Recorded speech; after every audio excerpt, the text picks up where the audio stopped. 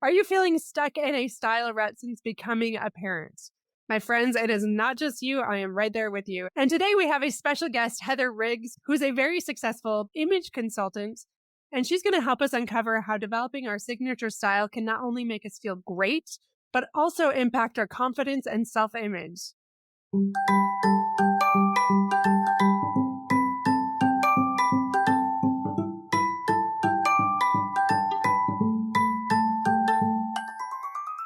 Hey parents, welcome to Fulfillment Therapy.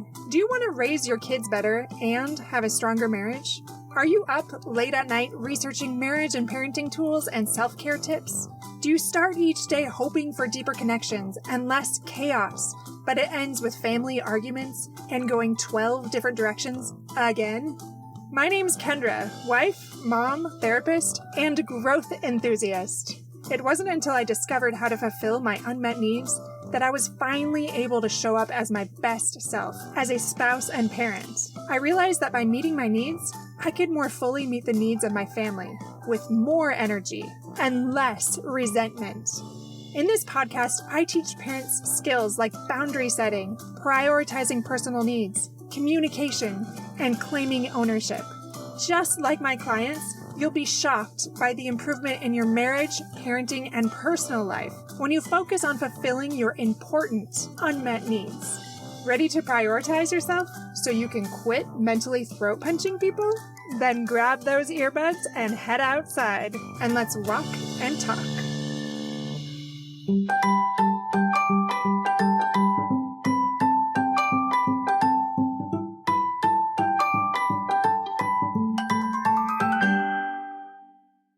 Welcome back to Fulfillment Therapy. Today we have a special guest, Heather Riggs, here with us, and we're so excited, Heather, to have you on the show. Thank you for coming on. I am so excited to be here. Thank you for having me. Just a quick background for Heather. She is the founder of Her Style LLC, and she's the host of the top 10 fashion and beauty show, Her Style podcast. As a 17-year certified image consultant and color specialist, Heather empowers ambitious women to show up and get dressed every day with confidence. This is not something I've spoken to yet before on the podcast, and I am so excited to pick your brain. So thank you for coming on with your expertise. Do you mind telling us just a little bit about yourself? Yeah, I'm a wife we're coming up on our 17-year wedding anniversary as well this year.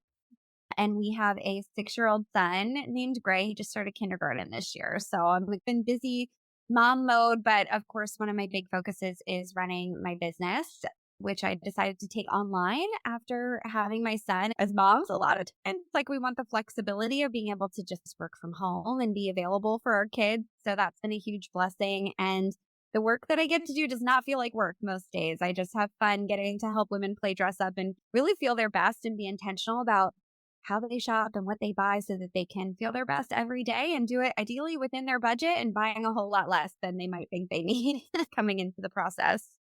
I just love that. When it comes to style, that is something that I don't know a lot about. And for those of you that are watching, you can just see how beautiful and put together Heather is. And I have often thought about this. How did you get started in this? And did you care about this from the beginning? Like, is this something that just came naturally to you? Or tell me a little bit about how you got into it. Yeah, that's a great question. And you're so kind. Thank you for saying that.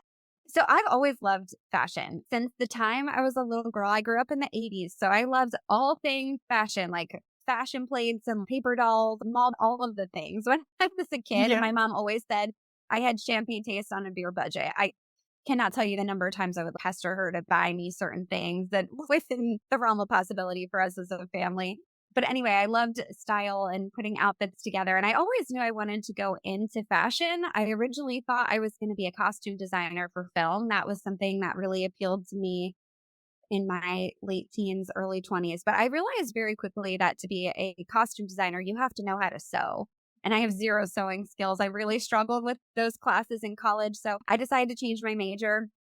And I ended up pursuing fashion design and merchandising. And I didn't really want to be a buyer for a retail store, which was the career path of most of the women I went to school with. But I started working in personal shopping during my college years. And I really loved helping women one-on-one with getting dressed, putting outfits together. And just seeing their confidence transform and finding the right pieces that work to flatter their bodies and bring out their personal coloring and all of that. And my mom was actually the one who told me that image consulting was a career. She read an interview in one of her magazines with an image consultant. She was like, Heather, this sounds right up your alley. I think you should consider doing this for your career. And she was right. So I expanded my education after I graduated college and achieved a couple of image consulting and color specialist certifications, and the rest is history.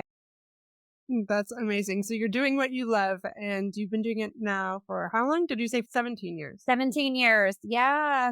Out of Mhm. college, this was my career path. Then I did work in personal shopping for a while and started working with clients one-on-one on the side and had some other jobs right out of school and doing this. But yeah, this is my heart and soul. And after my son was born, like I said, I decided I really wanted to do this 100% online, which has been so cool because I've been able to really transition all of my services to a virtual format. And I've been able to work with women all over the world, which has been really the most rewarding thing. That's one of the things that I love about podcasting, about having my own business. Even therapy, I do all online, and it's so nice. The flexibility for a family. And I'm sure that speaks to a lot of listeners too. When it comes to your expertise, I'm curious about what's one of the most common struggles among busy parents when it comes to style or confidence. And yeah, can you speak to that a little bit? Absolutely. I think, and you talk about this on your show, I think it's so easy to get wrapped up in our kids and lose sight of who we are a little bit in that process. And I know you had a recent episode on this at the time we're recording this. With the work that I do, I see a lot of women in particular really struggle to get dressed and show up with confidence because they haven't adapted their wardrobes to meet the demands and the evolved tastes that come with their current lifestyle changes. Once you become a mom or a parent, I feel like so much of your world changes. And if you're not aligning your wardrobe with those changes, you're going to inevitably find a mismatch. A lot of times I just see women in particular, because that's who I work with primarily. So I don't mean to isolate the men, which this can also happen to. You might just find yourself in a wardrobe if you've been ignoring your closet, what you're putting together for so long. And one day you're like, wow, nothing's really working for me for the needs that I have in my life, for what's going on in my week to week schedule. It's so hard to get dressed for the activities that I have. And I've forgotten who I am as a person. And it's like, you need to take that time out and just reestablish what you want your style to look and feel like in this new season of your life. And I also think, especially in the age that we're in right now with social media, it's increasingly hard to stay out of comparison mode. We have so much information coming at us, and we're seeing everybody's picture perfect lives on social media. And we hear a lot of what we should be doing as parents and what we should be wearing as moms. And it can just feel like we don't measure up to some of those unrealistic expectations that we're seeing in society now. So I think it's just really hard, like having so much information and the bar just continuing to be raised on the demands that we put on ourselves too. Absolutely. I love how you talked about like comparison mode. It's so hard to stay out of that with social media. I actually don't really love social media. I feel like it can be like a time waster for sure. But I want to speak actually a little bit more to the getting stuck in a rut, because you're right. As a parent, 100%. And I often find myself, even as a therapist, in those shoulds. Oh, I should care a little more about my appearance. Whereas sometimes I'm on the other side of them. Man, I'm almost like a little bit proud that I don't care about appearance, or I do a little bit, but I don't put much effort or energy. You look into beautiful. it. I appreciate You that. might care a little bit, but I know what you're Yeah. saying. That But there balancing act. there definitely is. And especially if you are professional, some of our listeners are stay-at-home moms or different things. But can you help me figure out that balance? Because like there's that desire for many of us to step it up a little bit with our appearance, but then we also don't want to get in that place where we care too much, where we're dumping too much time or energy or resources into it. Like, how do you find that sweet spot? Thoughts on that? Yeah, I do. And I think the first thing is to recognize that when it comes to your personal style and how you show up, number one, you want to feel like yourself when you're going about your day. And style really does play a maybe not the most important role, but it does impact. You hear the expression like look good, feel good. And I think there is so much truth to that when you just take even an extra 5 minutes in the morning to do a quick hair and makeup routine or to really think a little more consciously about the clothes that you're putting on. I just had a client in my program comment this week that She was about to just throw a sweater on over her gym clothes and get to work for the day. And she stopped for a minute and she's like, it would actually only take me 2 more seconds to get dressed. And she put on a little satin slip skirt and the same sweater. And she just looked amazing. And she felt so much more confident and was able to move through her workday a little bit more powerfully because she really showed up in that boss mode versus just rolling right into it from the gym. So sometimes just that mental reset of what you're getting ready for can make such a difference how you go about those different activities. And I think especially for the business owners in your audience who are listening, it's really important to think about the fact that, like we talked about, even with social media, people are making snap judgments about us, often unconsciously, but we're just having so much information coming. They used to say it takes 7 seconds to make a first impression, but newer research shows it takes a tenth of a second to make an impression on someone. And so your personal style and the way that you're showing up really does give you an opportunity to communicate either an accurate story about who you are or maybe an inaccurate story about who you are. So my goal is to help you communicate who you are through the way in which you're presenting yourself from the visual sense, because oftentimes that's the only opportunity you have to make an impression.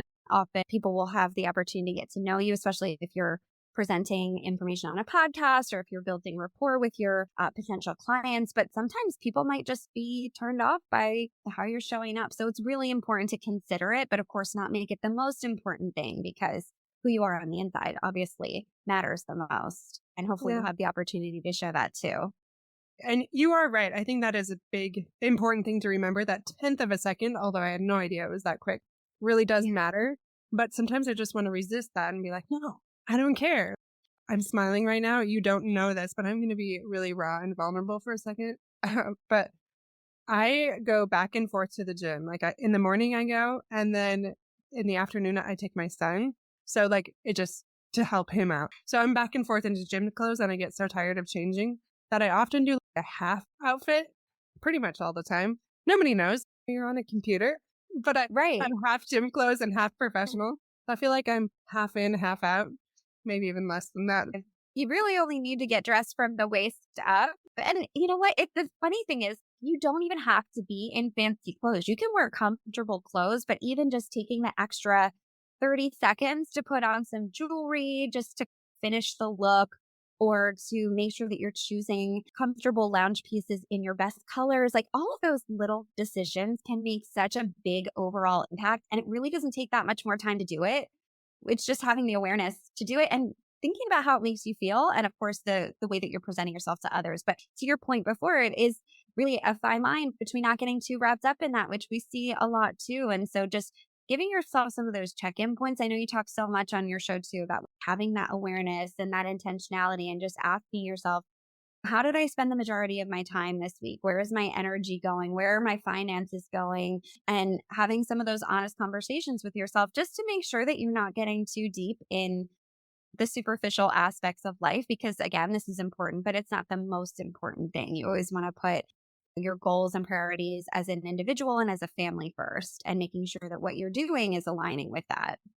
I love how you speak to that. It's not the all or nothing, but it's something that can really boost your confidence and set that tone for, okay, how is it that people are going to view me? Are they going to see me as a professional?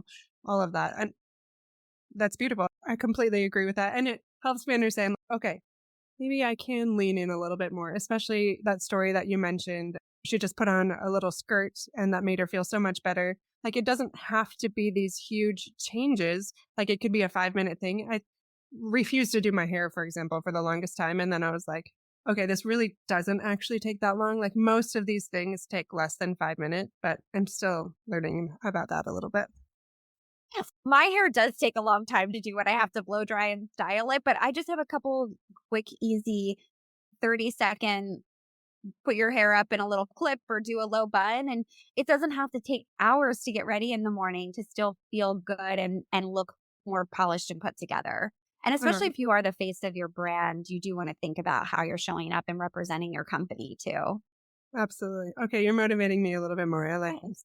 I have 2 sisters. I have actually 3 sisters, but 2 especially are very stylish. And every time I show up to hang out with them, I'm like, I should care more. But it's like one of those things like, should I? Shouldn't I? Like, especially because I'm more of like an athleisure girl, and yet I'm also a professional. So there is that always trying to find out that balance. Who am I? Am I this or am I this? Those different hats. So I'm sure listeners have those same questions. How do you manage that? Those hats that they wear?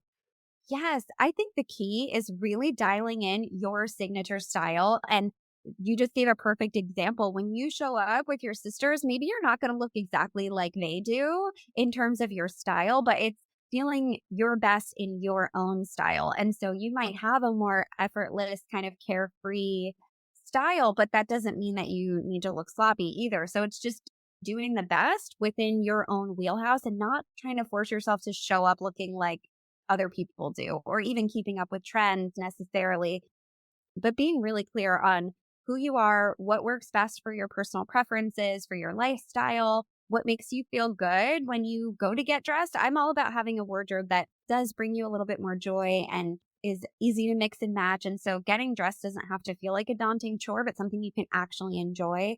And then just really leaning fully into the low maintenance kind of aspects that you really do enjoy. And that's different for every person. So it's finding the right combination for you. And I will say I do have a free 5-minute personal style quiz that will give you a ton of insight and help you start to flesh out what that could look like for you. I actually was going to mention that. I went and took that. And Oh, I'm trying to remember the different ones that it was. I think it was 73%. I would bet any amount of money your first one was natural, which is that effortless, that you know kind of that. low maintenance. Yeah.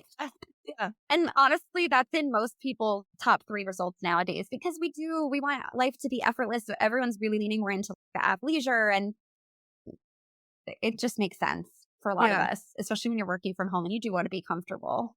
Oh, absolutely. Like, I'm all about, if it doesn't feel good, then I do not want to have it on my body.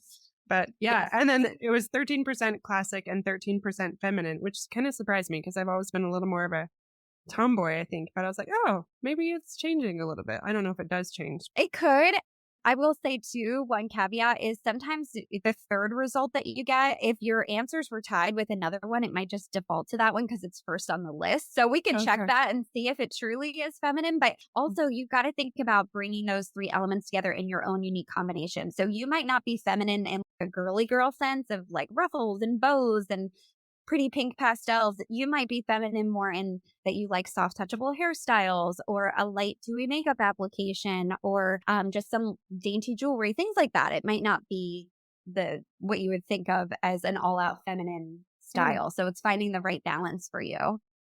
And I will say for that quiz, if you want to take that quiz, that is in the show notes. So they can go ahead and take that. And that was really helpful. What about those of us that are stuck? Like I've noticed the shift. I was also born in the 80s. I've noticed that I didn't really have to worry too much about style for a while. And then all of a sudden, so I have a 17-year-old daughter. All of a sudden, I was noticing that I was not as stylish as I once was, where now it's becoming more obvious. And I'm like, wait a second, am I becoming that frumpy mom that I didn't ever think would happen? And so I'm starting to have to readjust some of my wardrobe, or not that I have to, but I feel like a little outdated suddenly where I never felt that before. What do you say to clients that speak to that? Yeah, my heart goes out to anyone who has teenage kids because in my experience, not personally, because my son's only 6 years old, but working with clients who have teenage kids, they're very transparent in their thoughts about style and what your way. I don't know if your kids are brutally honest with you about your fashion choices. That's maybe what I'm picking up on. And I do see that a lot with my own clients. But you got to keep in mind, trends are moving faster and faster than ever before, especially because all the kids are on TikTok now. And it's like things are just flying so fast. And if you and I are not really immersed in the social media world, we might feel like we're missing some of that. And I pay attention to broader fashion trends and street style and runway shows and things like that. But I don't know what's happening in TikTok style. I feel like that's a whole other beast and it is a hard thing to keep up with. I think the most important thing is when you are really grounded in your signature style, it helps you to filter out all of that noise, again, of what people are saying maybe that you should be wearing. And I see this a lot with my clients because I work with tons of women who are in their 40s and that kind of thing. And it's, you don't want to be dressing like you're in your teens or 20s in this season of life. What I have experienced is most women want to really elevate their style and have a little bit more mature look. And of course, not feeling frumpy or outdated, but you may not want to be following the same trends that your kids are following because there is a difference and you don't want to try so hard. Again, like we're talking about, there's a fine line with everything. It's keeping up with what's current, but only picking and choosing the things that really resonate for you and your personal style. Because you don't want to be chasing trends. You don't want to waste money on pieces that you're not going to want to wear longer than a couple of weeks, right? Maybe one small trend for the season just to feel updated. And on my podcast, I do share about trends and I try to help women navigate which ones are going to work best for them. But you want to keep a good head on your shoulders when it comes to trends and not try too hard to chase them down. I'm so glad you speak to that because that's one thing I hate. I don't like to invest time, energy, money, any of the things into something that's short-lived. And I also don't want to massively regret my family photos in 5 years. Like, what was I doing? Exactly. That's the thing. I say that all the time. You've got to think if you're looking at photos of yourself 10 years, 20 years, 30 years from now, are you going to feel like I was really owning my style and what works for me and bringing out my best? Or what was I thinking? Why was I wearing that? Just because everybody told me that was the thing. Yeah, absolutely. And then you did mention this a couple times and you mentioned it on your podcast as well. Color, like that is something I think most listeners are like, I have a general idea what looks good on me. What would you recommend for them if we're just clueless and really don't know much about style? I do think that color can be one of the biggest needle movers in your wardrobe and confidence. And wearing your best colors has the power to either make you really look more youthful and radiant and vibrant, or it can make you look ill some days. Like we all know those colors that we put on and we're like, oh, I just feel like I look sick in this one. And so to your point, I think most of us have a pretty good innate sense of what works well for us. I would say maybe number one, just beware. There's a lot of color analysis has been really trending for the last maybe year or two. And there are a lot of AI options and color quizzes and things like that. And I just would warn people to be careful going too far down that road because a lot of the information is not really going to be necessarily personalized for you. I've dabbled in that just to see what's going on. And it's like some of the colors work for me and then some of the colors do not work for me at all. So don't take anything like that as gospel truth. You really want to think more about infusing your personal coloring and thinking about your skin tone and whether you look best in warm, neutral, or cool colors. And also keeping in mind your personality and your preferences too. I think sometimes with the color analysis systems, they can miss that essential component.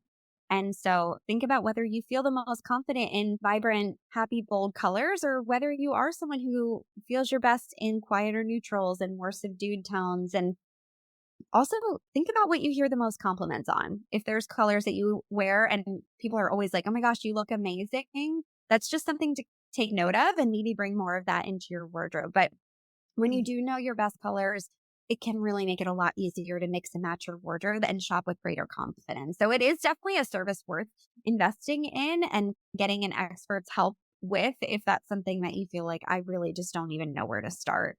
I do think it's a great return on your investment to get some clarity around that. I feel like I need you to have a color quiz for me too. Yeah, that's the thing. It's really sometimes hard for people to discern what their skin tone type is. And so as accurate as the answers can be, depend on how accurate your responses are. You know what I mean? So the quizzes are tough because it's going to require you to make a lot of those decisions versus a trained color specialist being able to guide you in that. And so sometimes it's like having a quiz for therapy. It's you could get some basic information, but are you going to get all the same insights as you would talking it through with a trusted expert? So some things I think are better to actually just bring in an eye and also trust yourself and your intuition that you do at the end of the day know what looks good on you and what you feel confident in. Yeah, I guess there are some things I know for sure. For example, I'm an olive skin tone, so some colors I put on, I look like an alien, especially standing next to my husband who has more of this pink coloring. So yeah, I have to be careful. Yeah, and I'll say too, no matter what information you get from anyone, I worked with a lot of clients who've had other color analyses in the past, and they're like, I was told that I can't wear this color, but I love this color, or I always get compliments when I wear this color. And so sometimes, okay, you've also got to lean more into your own instincts a little bit when you're getting dressed, and don't let someone sway you too far from the things that really do make you feel good. Yeah, I love that you're speaking to many of us parents that are stuck in this rut right now. But what's one simple thing that we can do to develop our style that can help us grow in that confidence that doesn't feel really overwhelming if we want to start today? Yeah. I think it goes back to what we've been really saying from the beginning of our conversation, that it's really just about taking a little bit of time to think about it. Because again, what you feel good in when you leave the house and what works for you. And if you take 5 minutes to do my personal style quiz, or just start looking around on Pinterest for outfit ideas that inspire you, or taking 5 extra minutes in the morning to style your hair and makeup, like just a little bit of time can really go a long way. And it's, again, having that intentionality to not just impulse shop what you think is trending right now or what you saw somebody else wearing. And so you're just going to carbon copy it and try to make it work for you. It's taking a few minutes to really think about how you want to look and show up when you get dressed, and then just do the best with what you have to recreate outfits that you're seeing online in ways that work for you. And so again, I know I'm throwing like lots of little tips out there, but it's really just taking a few minutes at the start of your day to think about getting dressed and how you want to show up. Because I know for a lot of us as busy moms and working women, it's like we put ourselves last. So just making yourself a little bit more of a priority in your day and realizing that the way you show up really does impact those around you, whether it's inspiring your kids to show up at their best for whatever it is that they're doing, or if it's motivating your client. It really does make a big difference. And also when you're putting that time into yourself, it allows you to focus out and be more present with others. I always say that having confidence is a selfless act because it gets you out of your head and worried about how others are thinking about you, or if you don't feel comfortable in your clothing, or if you're feeling a little disheveled for the day, you might get hung up on that. Versus when you feel comfortable in what you're wearing, when you're confident in your own skin, it enables you to really take that time and focus out on others. So it's worth a little bit of time to pour into yourself to be able to give a lot more time and attention to the other people in your life. I appreciate you speaking to that. And then also, what about on the other side? So maybe not frumpy parents that are in this rut, but what about, say, my 17-year-old daughter? Maybe she's getting to the other side where she's caring a little too much about fashion, putting too much energy and effort and thought into her appearance. What would you say to that end of the spectrum? I think, again, it comes back to awareness and thinking about, like I said before, how much time are you investing getting ready in the morning? Maybe you need to start setting a timer for yourself. If you're spending an hour or 2 hours really focused on getting the perfect makeup application, and if you're spending too much money at Sephora or on your wardrobe for the month and you're starting to go into debt, those things are big red flags that it's becoming too much of an idol or a wrong priority for you in your life. So you've got to think about your family's goals and what your goals are and what is most important to you, and make sure that the way that you're investing your time, your finances, and your attention is really lining up with that. So maybe it's starting to scale back a little bit. I'm all about being intentional with your shopping. So not spending too much money on your clothing, but really looking practically at what do I have for this season? What are my top needs that are actually going to make it easier for me to get dressed quickly, efficiently, and confidently? And then shopping for those things in a way that lines up with the budget that you have for the season. So it's all about wardrobe planning and being really thoughtful and intentional about it. Then you can just go about your day and not spend all your time thinking about clothes and getting dressed, because you have what you need and you can call it a day. That is wonderful that you speak to that. And also, I love how you said, so it's not an idol, and being more intentional, thinking about your goals. And that kind of leads me into another quick question I had for you. When I think about style, when I think about all those things, it just feels so big and I just don't want to deal with that. I just want to avoid it. What is a realistic amount to freshen up your wardrobe so you're not stuck in like the 80s? Yeah. Do you mean time or budget wise? A bit of both. But like, how often a year is it? I don't even know how to put that into a question. Do you know what I'm saying? No, I'm completely following you, and I have an answer for you. So I think the first time that you really work to revamp your wardrobe, it's going to take a little bit more effort, and then you'll be able to go into a more of a maintenance cycle. The way that I work with my clients, I have a 90-day program. So it's about 3 months, and it doesn't take up all of your time. It's just a couple of hours a week, but we work through all the steps of dialing in your signature style, learning what flatters your figure, discovering your best colors like we talked about, and then doing some intentional auditing and planning for what you want and need. And then we do some shopping and styling based on the budget that you have. And so if you can follow those steps for yourself, whether you want to team up with me or if you just want to really go through it on your own. I have tons of podcast episodes that would help you get started for free, but just following those steps to really figure out your wardrobe from the get-go.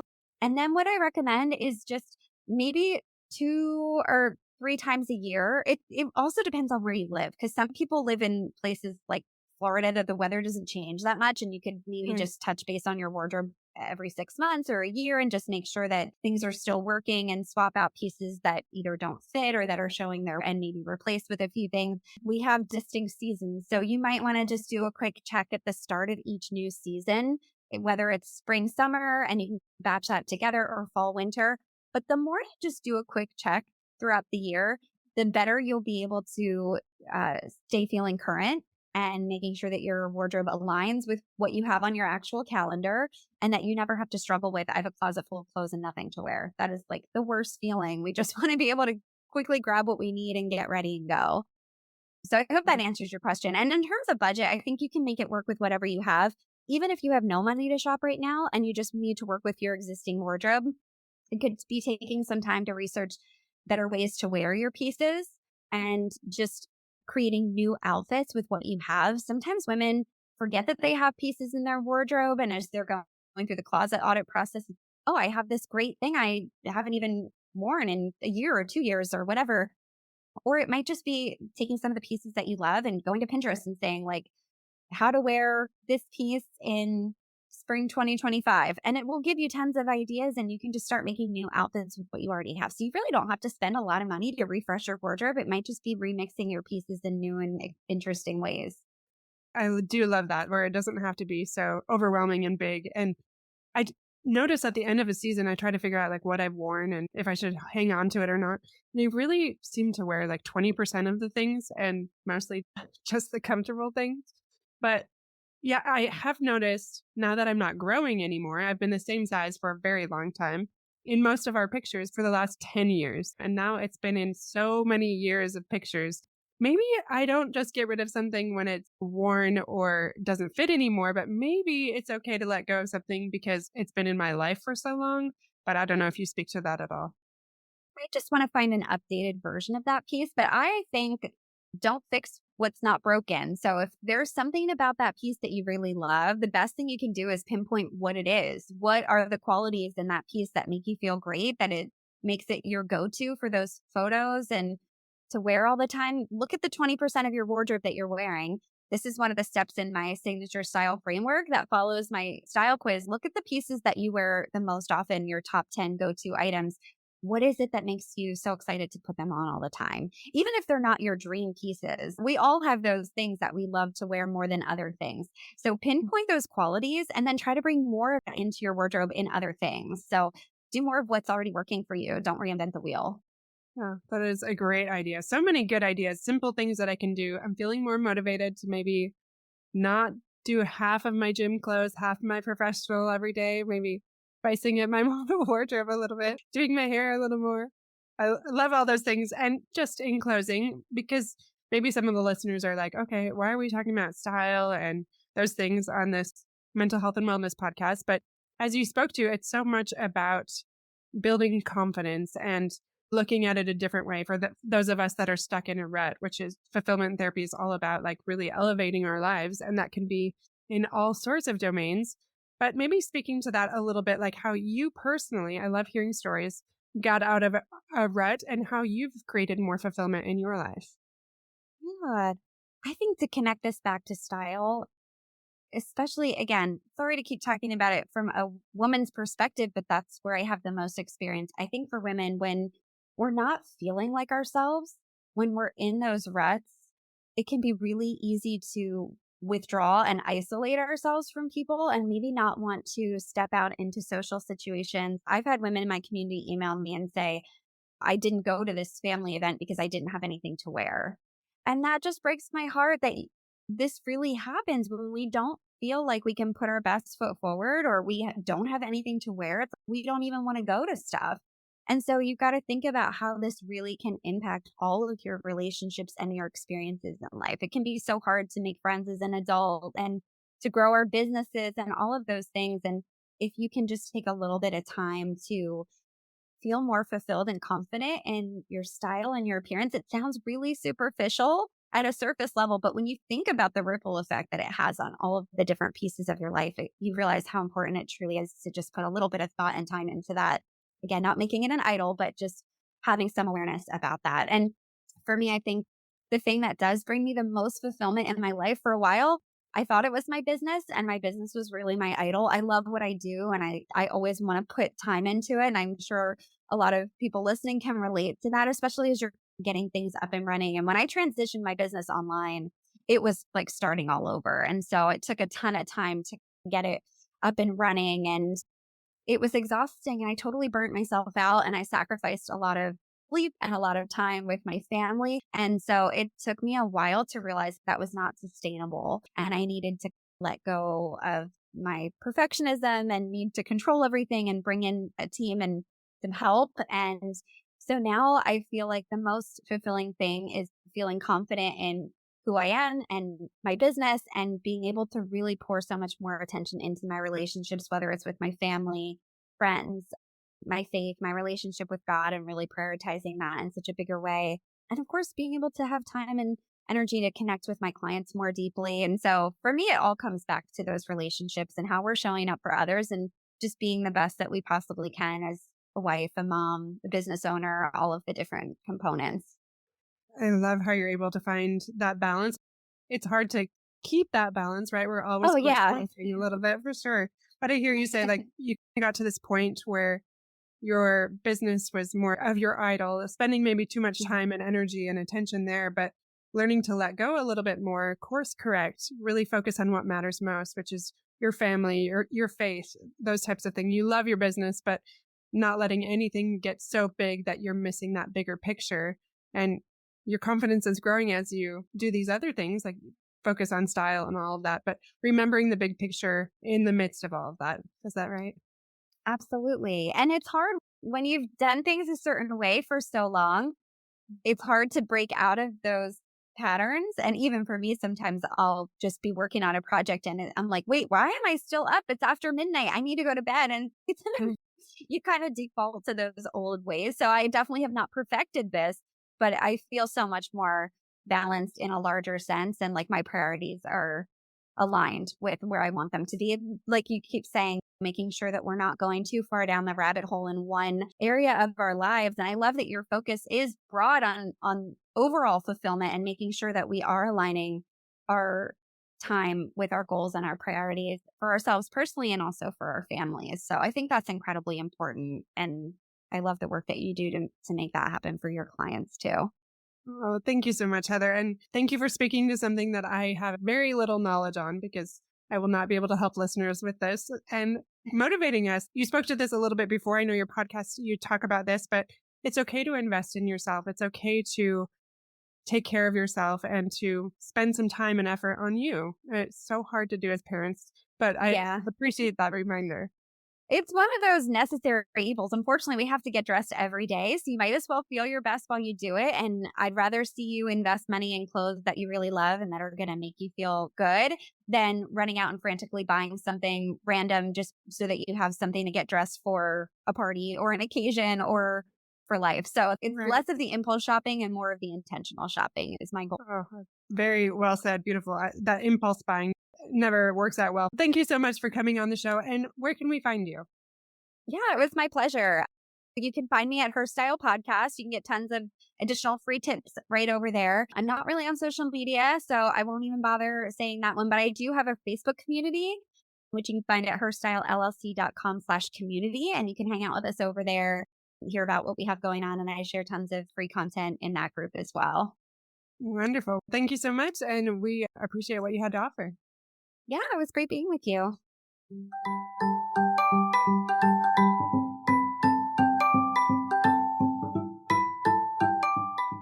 Hey friends, I hope you enjoyed today's episode. If you did, chances are someone else would too. Would you take 30 seconds to share this with a friend who's looking for greater family fulfillment? And while you're sharing, tell me what you think about the show by leaving a review on Apple Podcasts. It refuels me when I hear this podcast is helping you, no matter what your house or your hair looks like. I'll meet you back here every Monday and Thursday morning for more episodes. Until then.